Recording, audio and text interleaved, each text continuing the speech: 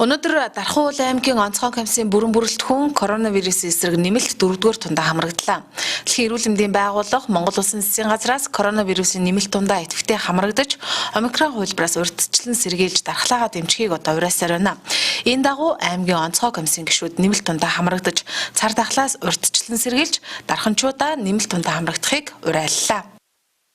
Монгол Улсын засгийн газар за мөн одоо Дархан аймгийн онцгой комисс вакцины хамрагдалтанд хамрагдах иргэдийг одоо сайн дураараа хамрагдах иргэдийг уриалж одоо вакциндаа хамруулах энэ ажлууд бол өргөн дэлгэр зохион байгуулагдж байгаа. Тийм учраас иргэд та бүхэндээ уриалж хэлэхэд вакциныхаа 4-р тунд мөн одоо 3-р тундаа хамрагдаагүй иргэд маань 3-р тундаа идэвхтэй хамрагдахыг уриалж байна. За энэ вакцины үе шаттай тунгууд бол таны өмнөх хийлгсэн вакциныг дархлаа сэргээх өвчлөлийн одоо вирусыг идэвхгүй болгох энэ одоо маш том үр дүнтэй арга бол энэ вакцинжуулалтын ажил байна гэдгийг маш олон одоо судалгаа мөн одоо энэ өвчлөлийн тохиолдлуудаас харж байгаа тодорхой болж байгаа учраас эрүүл мэндийн байгууллагын өгж байгаа зөвлөмжийн дагуу иргэд маань вакциндаа идэвхтэй хамрагдахыг уриалж байна. За өнөөдөр ингээд коронавирус ковидынхаа 4 тунд хамрагдлаа.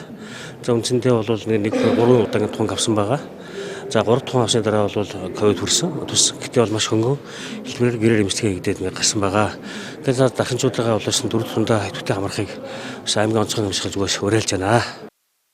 Өнөөдрийн байдлаар 2800 гаруй иргэд коронавирусын нэмэлт 4-р тундаа хамрагдсан. Нэмэлт тунг Дархан сумын 5 өрхийн эрүүл мэндийн төв, 3 сумын эрүүл мэндийн төв дээр өдөр бүр хийж байна. Иргэд Pfizer болон Sinopharm вакцинаас сонгон дархлаажуулалтанд хамрагдах боломжтой.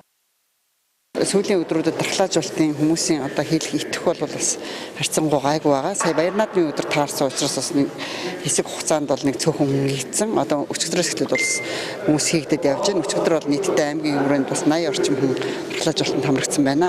Ард иргэдэд зориулж ихэд дархлаажуулалтыг хийх нь хамгийн гол нь таныг өвчлөхөөс бас хүндрэлээс сэргийлэх. Хүндрэлээс бол 85% сэргийлж гэнэ гэсэн одоо судалгаа гарсан байгаа. Нэгдүгээр, хоёрдугаар ерөнхийдөө бол энэ дархлаажуулалтаа хийлгэсээр байгаа бас ковидын халдвараас өвдөхгүй байгаа хүмүүс ч байна.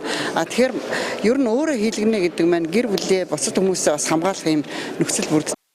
Цар тахлаас урьдчилан сэргийлэх ганц зэвсэг бол дархлаажуулалт бөгөөд хүндрэлээс 85% сэргийлж байна гэсэн судалгааг холбогдох байгууллагууд гаргаад байна. Тиймээс дарханчууд та бүхэн хайртай дотны хүмүүсээ хамгаалж коронавирусын эсрэг нэмэлт 4-р тундаа идэвхтэй хамрагдахыг уриалж байна.